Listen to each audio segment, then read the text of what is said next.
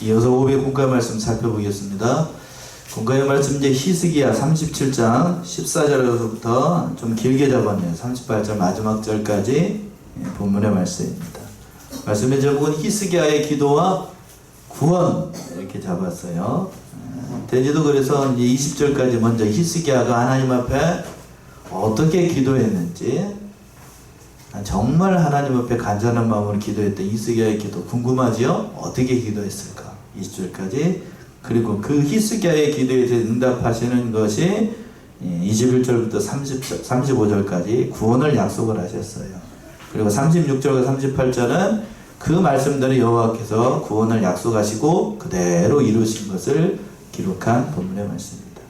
첫 번째 히스기야의 기도. 자, 14절과 15절 보시면 히스기야가 사자의 손에서 글을 받아보고 여호와의 전에 올라가서 그 글을 여호와 앞에 펴놓고 여호와께 기도하여 가로되, 히스기야가 사자의 손에서 글을 받아보고, 지난주에 살펴봤던 것처럼 랍사게가 이제 그 밑에 있는 애굽, 정확하게는 구스죠. 구스가 쳐들어온다는 소식을 듣고 랍사게가 그 항복 편지죠. 항복 문서를 이제 히스기야에게 보내고 회군을 했습니다.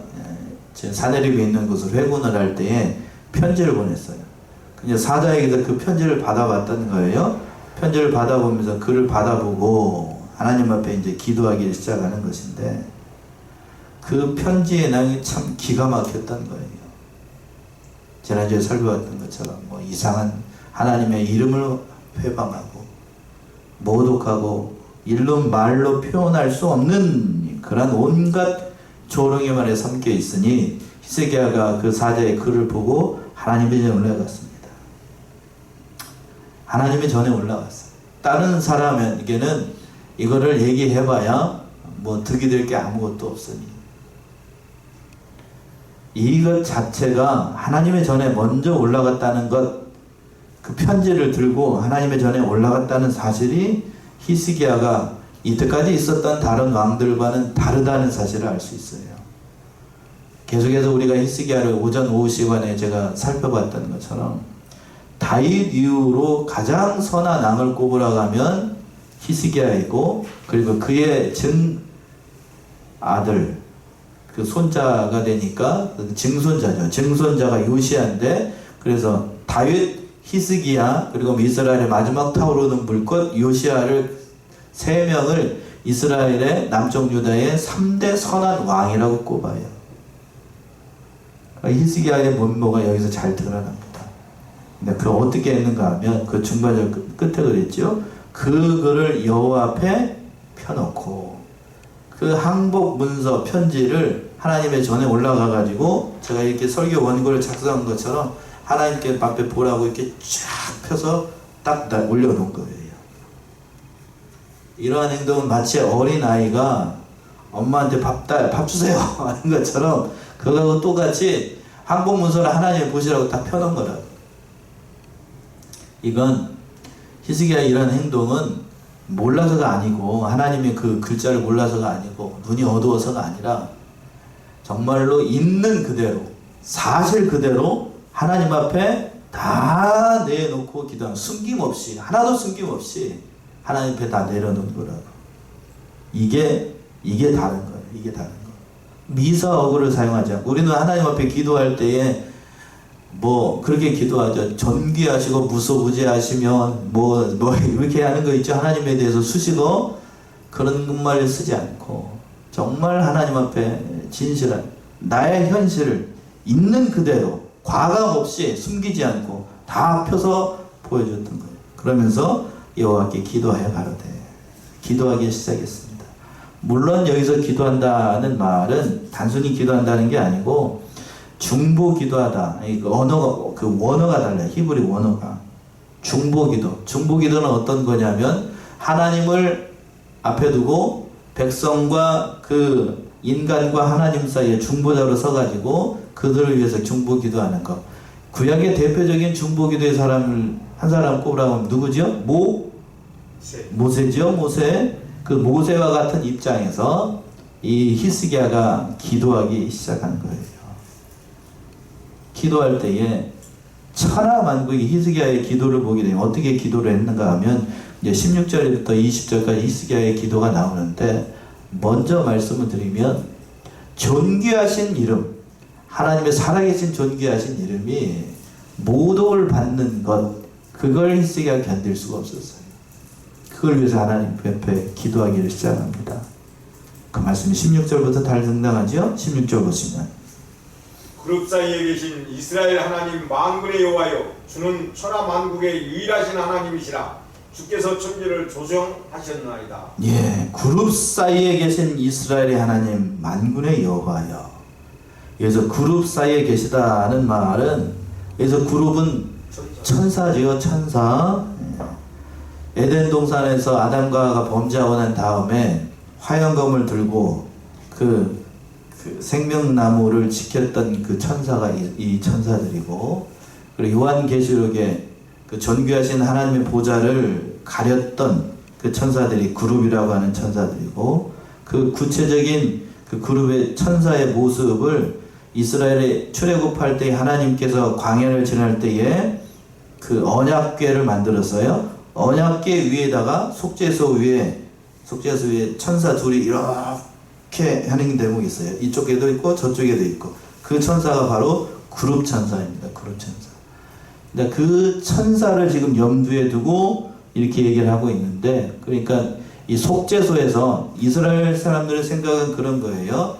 속죄소 언약궤 위에 하나님이 강림하신다라고 생각을 했거든요. 그래서 그 그룹 사이에 계신다라는 것은 우리와 함께 계시는 이스라엘 하나님 만군의 여호와여, 이렇게 부른 거예요. 누구와 함께 하시는? 우리와 함께 하시는, 이스라엘과 함께 하시는 존귀하신 하나님이요.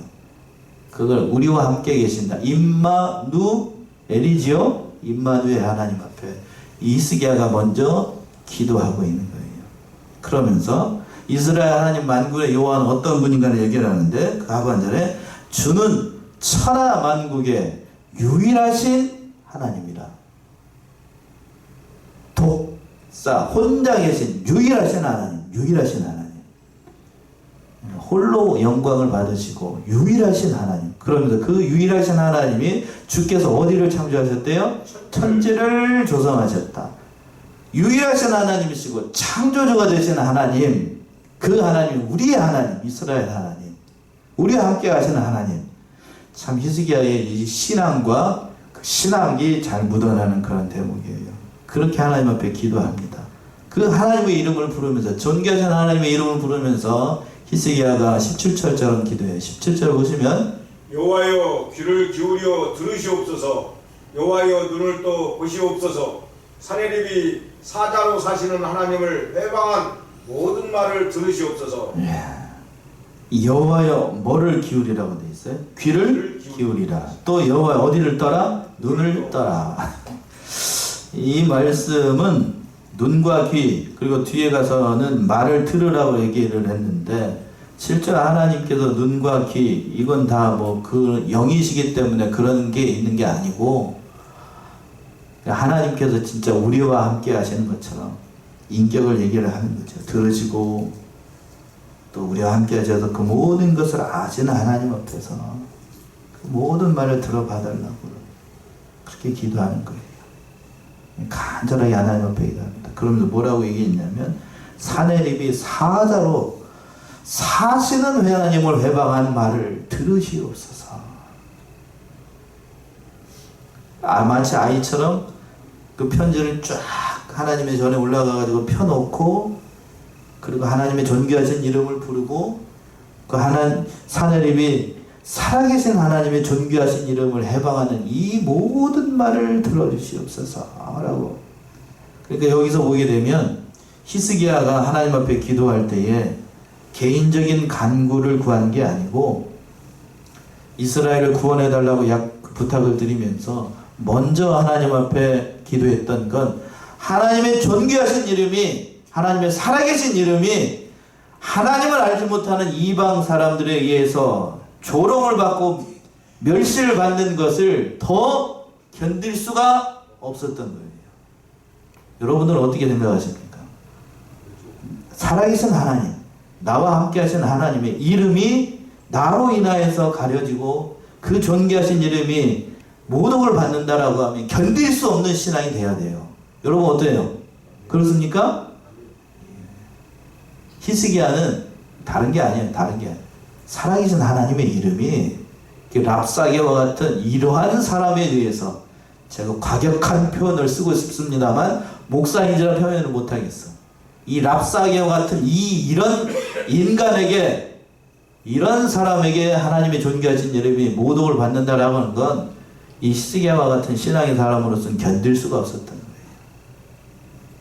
이 회방하는 말을 눈을 떠서 귀를 열어서 한번 들어보시옵소서 하면서, 그러면서 뭐라고 얘기했냐면 또 18절, 여호와여, 아수르 왕들이 과연 열국과 그 땅을 황폐케 하였고, 예, 말씀하신 대로 여호와여, 그 아수르 왕이 그 말한 대로 사실을 인정하는 거예요. 열국과 그 땅을 황폐하게 하였습니다. 그러면서 또 어떻게 했냐면 19절, 그들의 신들을 불에 던졌사오나 이들은 참신이 아니라 사람의 손으로 만든 것뿐이요 나무와 돌이라. 그러므로 멸망을 당하였나이다.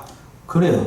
아수르가 사네립이 말했던 대로, 랍사게가 말했던 대로 열국의 모든 나라들, 전에 한번 지도 보여주면서 보여드렸잖아요. 지금 이제는 그 사네립이, 그 아수르가 쭉 내려오면서 북쪽에 있는 이스라엘, 옆에 있었던 블레셋, 뭐 다른 나라들도 다 멸망시키고 애롭게 남아있는 그 나라 유다였고, 유다에서도 40여 개의 성이 함락이 되고 홀로 외롭게 남아있던 성이 어디냐면 예루살렘이에요.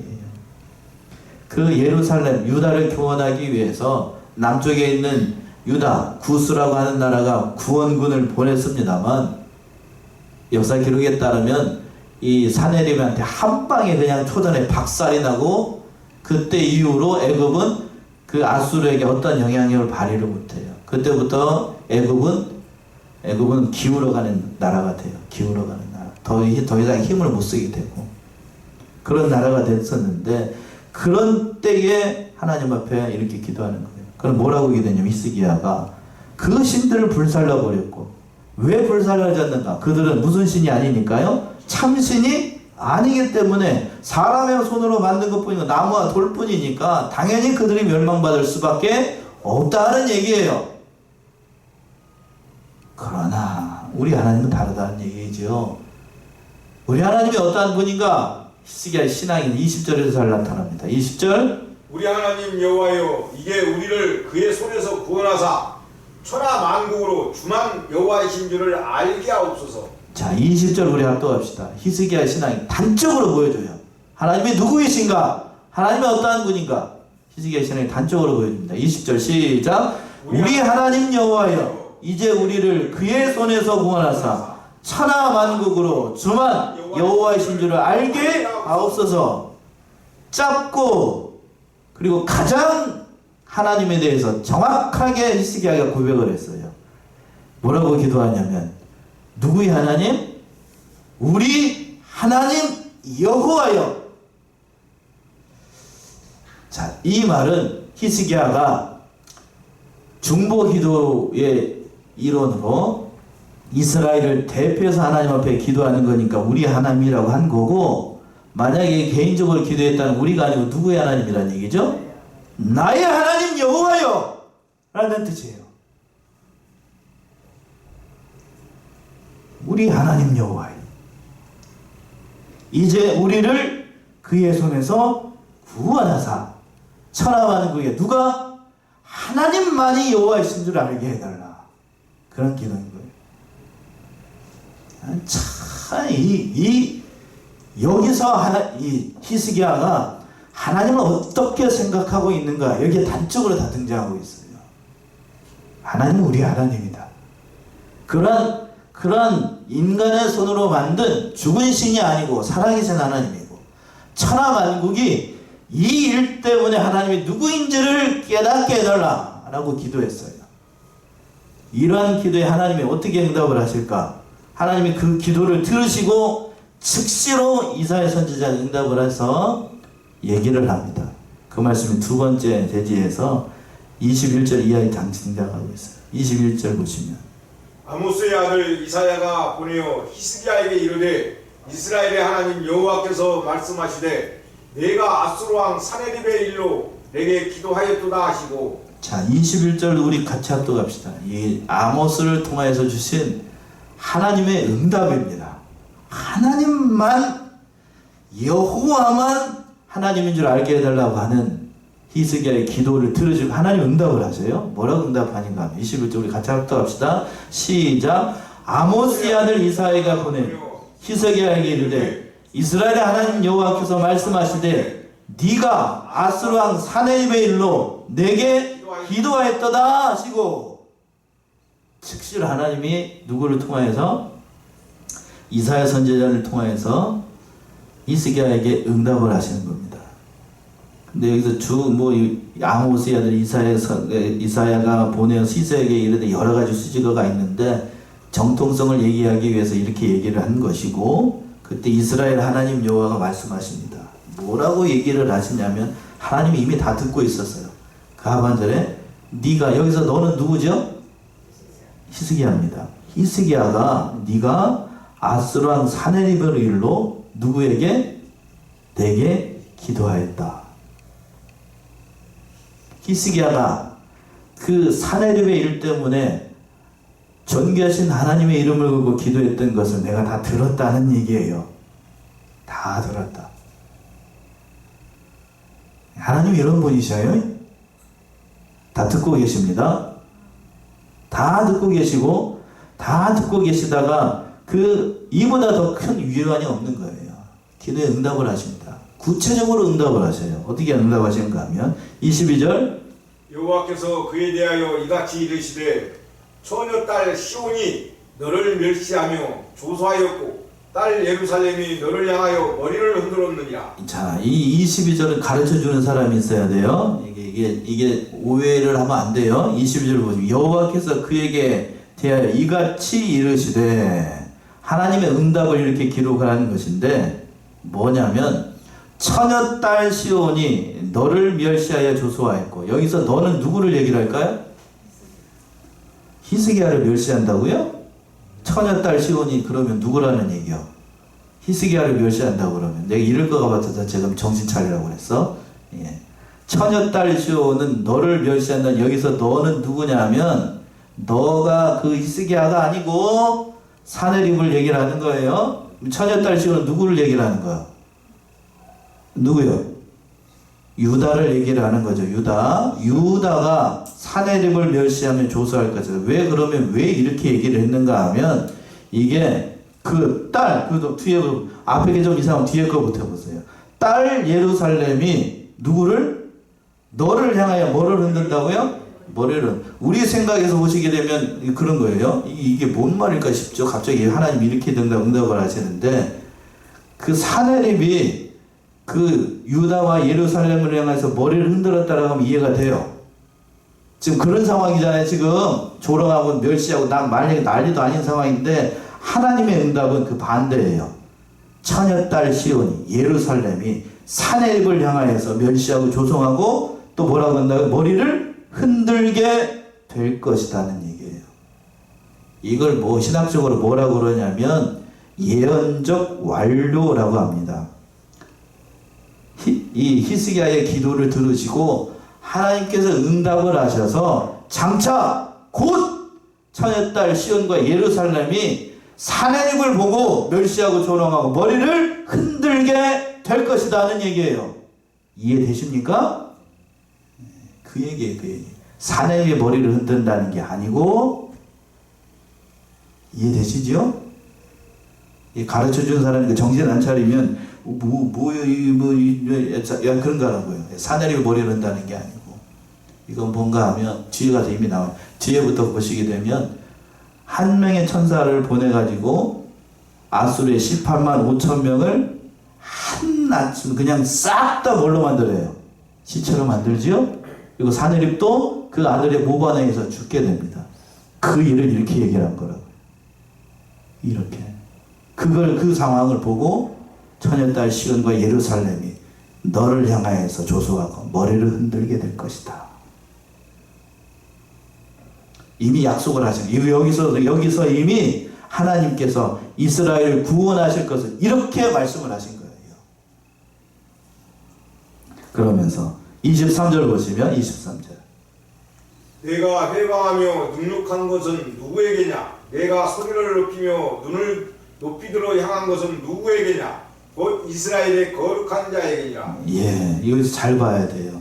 그러니까 22절은 장차 있을 그 쭉 있을 23절에서 이하에서 하나님의 심판을 단적으로 이렇게 말씀을 선포한 거고, 23절 이하에서는 구체적으로 사내립이 어떻게 누구를 멸시했는지 얘기하는 거예요. 그러니까 여기서 23절에서 얘기하는 내가는 누구를 얘기하는 거예요. 내가 행하며 능력한 것은 누구에게 얘기하는 거냐면, 이 내가는 누구냐, 바로 사내립을 얘기하는 거죠. 그러니까 네가 해방하며 능력한 것은 누구냐, 누구를 해방하고 누구를 능력한 거예요. 예, 그렇죠, 유다. 그리고 구체적으로 누구? 하나님이죠, 하나님. 그래서 네가 소리를 높여 눈을 높이 들어가지고 향한 것은 누구냐? 곧 이스라엘의 거룩한 자. 누구? 여호와 하나님에게 대해서 멸시한 것이 아니냐. 또 24절 보시면 네가 내 종으로 주를 해방하여 이르기를 내가 나의 허다한 병거를 거느리고 산들의 꼭대기에 올라가며 레바논의 깊은 곳에 이르렀으니 높은 백야목과 아름다운 향나무를 베고 또 그 함께 되는 높은 곳에 들어가며 살찐 땅의 수풀에 이를 것이며. 예, 네가 내 종으로 주를 해방하며 이르기를. 그러면서 내가라는 얘기는 내가 나의 허다한 병건을 거리고, 여기서 내가라는 얘기는 납사기를 비롯한 그 사내립이 했던 모든 행동들을 이렇게 얘기하는 겁니다. 그래서 뭐라고 그랬냐면 레바논의 깊은 곳에 들어가고 백향목의 높은 곳에 아름다운 향나루를 베르고 살진 땅에 들어가서 모든 일을 행했던 모든 교만한 일들. 그리고 또 25절 내가 우물을 파서 물을 마셨으니 나의 발바닥으로 애굽의 모든 하수를 밟아 말리리라 하였도다. 여기서 다 내가는 누구냐면 사내립을 얘기하는 거예요. 내가 우물을 파서 뭐를 마시고 물을 마시고 나의 발바닥, 사내립의 발바닥으로 애굽의 모든 하수를 밟아 말리게 하였다. 그들이 이렇게 오만방자하게 얘기를 한다는 얘기입니다. 23절도 마찬가지고 24절도 마찬가지고. 이해가 되시죠? 네, 24절. 그들이 이렇게 교만하게 얘기를 하는 거예요. 그런데 그 모든 일을 하게 하신 것은 뒤에 가서 보시게 되면 나와요. 누가 그렇게 하게 하도록 하신 건가? 26절 보시면 네가 어찌 듣지 못하겠느냐? 이 일들은 내가 태초부터 행한 바요 상고부터 정한 바로서 이제 내가 이루어 너로 견고한 성을 헐어 돌무더기가 되게 하였노라. 네가 어찌 듣지 못했느냐? 사내립을 두고 하나님께서 얘기하는 거예요. 그 네가 가서 쉽게 얘기해서 사내립이 애굽을 멸하고 우물을 파서 마시고 애굽의 모든 하수를 밟아버리고 또 24절에 있는 것처럼 백향목을 베고 아름다운 향나무를 보고 높은 곳에 있는 숲을 멸하고 모든 일이 가능하게 한 건, 이 일들은 내가 즉 하나님의 태초부터 너에게 허락하신 일이라는 얘기예요. 심판권을 잠시 누구에게 하나님께서 허락하셨다는 얘기죠? 사내립에게 허락했다는 얘기예요. 정확히 때문에 하나님이 창조자로서 역사의 주관자로서 너에게 허락을 했기 때문에 그들이 견고한 성을 허물고 돌무더기가 되게 했다는 겁니다. 그래서 27절 이렇게 표현한 거죠. 27절. 그러므로 그 거민들이 힘이 약하여 놀라며 수치를 당하여 들의 풀같이 푸른 나무같이 지붕의 풀같이 자라지 못한 곡초 같았느니라. 네. 그래서 네가 가는 곳마다, 사내립이 가는 곳마다 그 열방들이 다 멸망할 수밖에 없었다는 얘기입니다. 그건 다 누가 허락하셨기 때문에, 결국 누가 허락을 하셔서 하나님이, 이스라엘 하나님이 심판의 도구로 누구를 사용하신 거예요? 아수르의 사내립을 잠시 어떻게 하는 것뿐 사용하신 것뿐이라는 얘기입니다. 결국 하나님이 허락하신 안에서 역사의 주관자가 되신 하나님께서 허락을 했기 때문에 이 모든 일이 이루어진 겁니다. 근데 이 사내립은 어떻게 생각했냐면 자기가 유능하고 자기가 똑똑하고 자기가 모든 것을 하는 것으로 교만하게 생각을 하는 거예요. 그러면 하나님께서 징계하시겠다라고 얘기합니다. 28절 29절. 내 거처와 내 출입과 나를 거스려 분노함을 내가 아노라. 내가 나를 거스려 분노함과 내 원함이 내 귀에 들렸으므로 내가 갈고리로 내 코를 꿰며 자갈을 내 입에 먹여 너를 오던 길로 돌아가게 하리라 하셨나이다. 그러니까 이 말이 이해가 되지요. 내 거처와 사내는 네 거처와 네 출입과 그리고 나라는 얘기는 하나님을 얘기하는 건 나를 거스려 분노함은 누가 안다는 얘기예요. 하나님이 안다. 내가 알고 있다. 네가 사내립 네가 나를 하나님을 거스려 분노함과 너의 오만함이 하나님의 귀에 들렸으니 하나님께서 갈고리로 누구의 코를 네 코를 꿰가지고 마치 뭐를 끌고 가는 것처럼 송아지를 끌고 가는 것처럼 황소를 끌고 가는 것처럼 코를 꿰가지고 자갈을 입에 먹여서 네 본향으로 돌아가게끔 하시겠다. 누가요? 하나님께서 그렇게 심판하시겠다는 얘기예요. 그러니까 그 모든 것을 허락하신 것이 사내립이 승승가도를 걸어갈 수 있었던 것은 결국 그 배후에서 누가 허락을 하셨기 때문에 하나님이 허락하신 거예요. 그런데 그 사내립은 그렇게 아직 생각하지 않았다는 자기가 유능하기 때문이라고 하는 겁니다. 그 모든 것을 하나님께서 이렇게 심판하시겠다고 말씀을 하신 거예요. 선언을 하신 겁니다. 그러면서 30절에서는 이렇게 얘기했어요. 30절 왕이여 이것이 왕에게 징조가 되리니 금년에는 스스로 난 것을 먹을 것이요 제2년에는 또 거기서 난 것을 먹을 것이요 제3년에는 심고 거두며 포도나무를 심고 그 열매를 먹을 것입니다. 예, 이스라엘 백성들에게 먹을 것을 주셔서 하나님께서 그들을 보호하시고 지키시고 양육하고 구원해 주실 것을 이렇게 이야기한 겁니다. 왕이요. 왕이라는 건 누구 왕을 얘기해요? 사내립을 얘기하는 거예요? 아니면은 히스기야를 얘기하는 거예요? 누굴 얘기하는 거예요? 왕이여 이것이 왕에게 징조가 되리니 금년에는 스스로 난 것을 먹는다는 얘기는 사내립이 먹는다는 거겠어요? 히스기야가 먹는다는 거겠어요? 히스기야죠? 그러면 이제 집중 안 하고 있네? 예.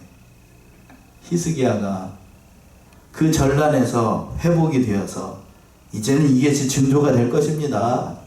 심지 않았지만 하나님께서 먹을 것을 주시고 제2년에도 난 것을 먹게 하시고 제3년에도 포도나무에서 심게 난 열매를 먹게 될 것입니다. 이 말은 하나님께서 결국 유다를 구원해 주실 것입니다. 이렇게 얘기를 한 겁니다. 또 남은 자들을 구원해 주실 것이다. 31절 32절 유다 족속 중에 피하여 남는 자는 다시 아래로 뿌리를 받고 위로 열매를 맺히리니 이는 남는 자가 예루살렘에서 나오며 피하는 자가 시온에서 나올 것입니다. 만군의 여호와의 열심히 일을 이루시리이다. 예, 유다 족속 중에 피하여 남는 자는 다시 아래로 뿌리를 받고 위로 열매를 맺히리니 이는 남는 자가 예루살렘에서 나오며 피하는 자가 시온에서 나올 것이며 만군의 여호와의 무엇이? 열심히 일을 이루시리라. 인간의 열심이 아니고 하나님의 열심이 이 일을 반드시 이루실 것이라는 거예요. 하나님께서 하나님의 열심을 걸고 하나님의 존귀하신 이름을 걸고 반드시 여호와의 이름을 걸고 유다의 백성들을 구원해 주실 것이라고 약속한 겁니다. 참 귀하고 귀한 약속을 또 주셨어요.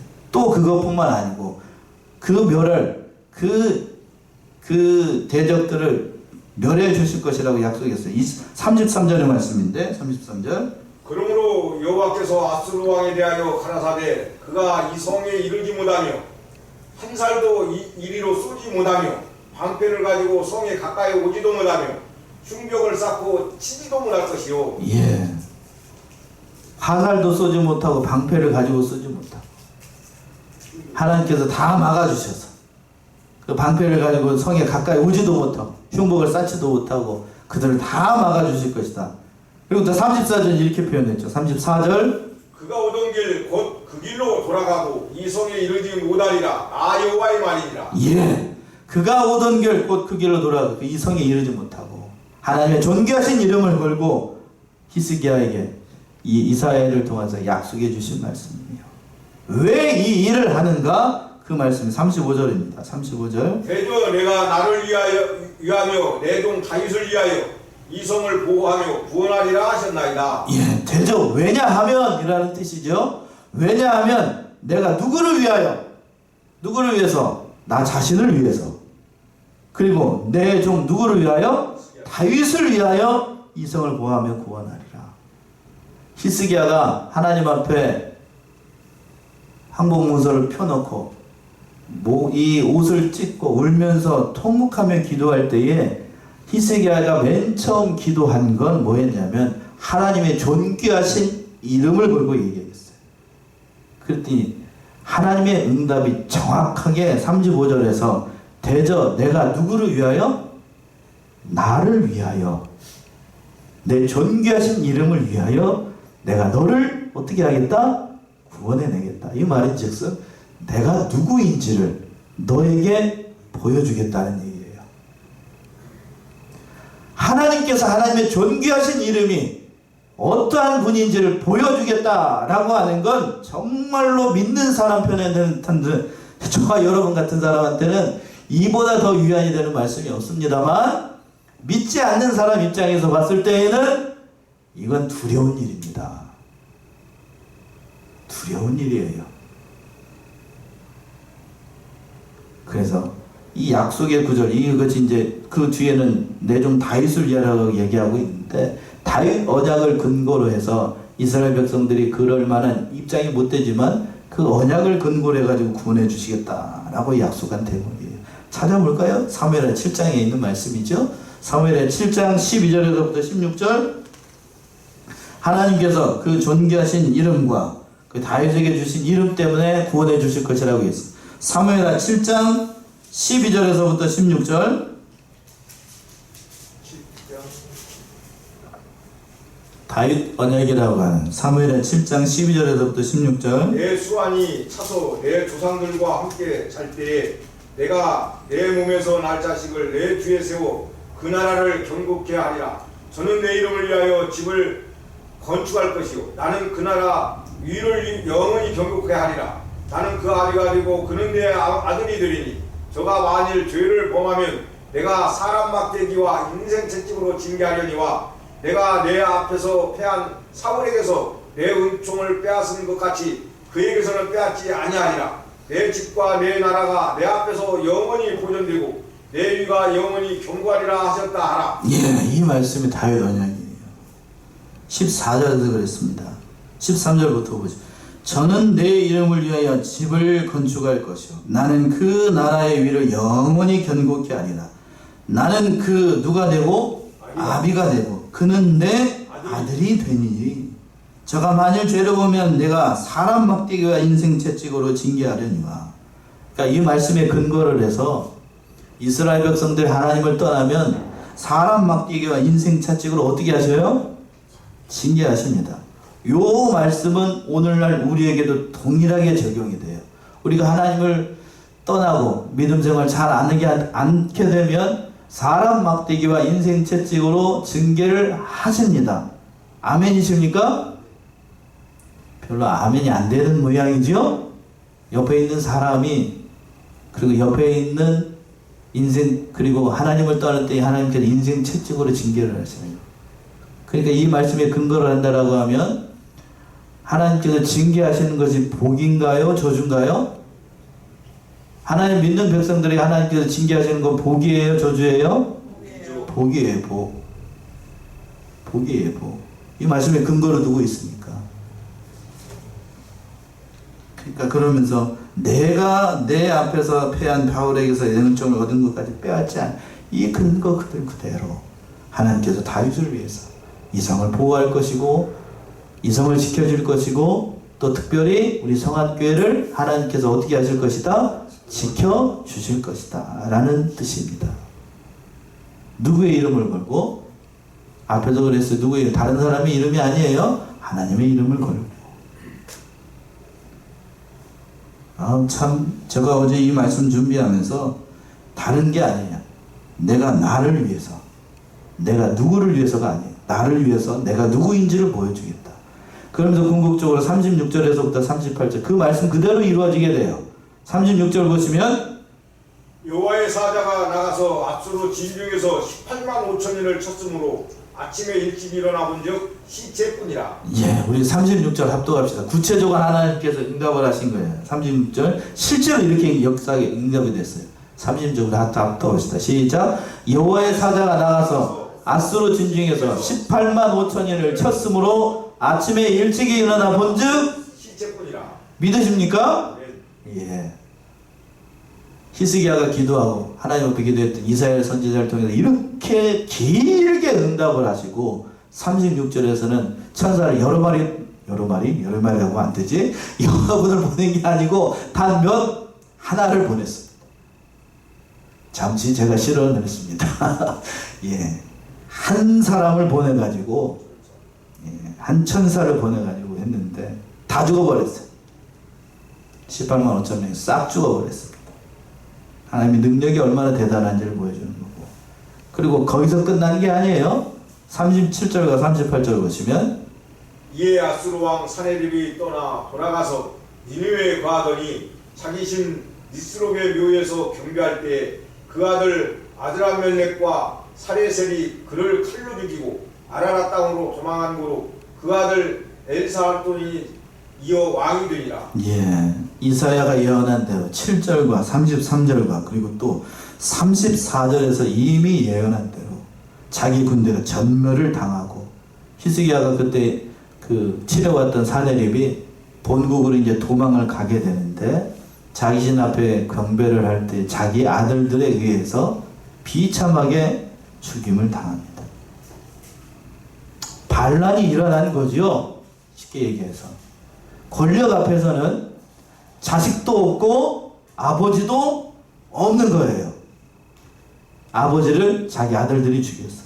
그래서 일부 신학자들 같은 경우에는 이게 친아들이 아니고 뭐예요? 그 아들 두 사람이 나오는데 아드람멜렉과 사레셀이라고 얘기를 하는데 대부분의 신학자들은 그렇게 얘기를 해요. 친아들이 아니고 어떻게 배가 다른 아들이 아니었을까라고 추정을 합니다.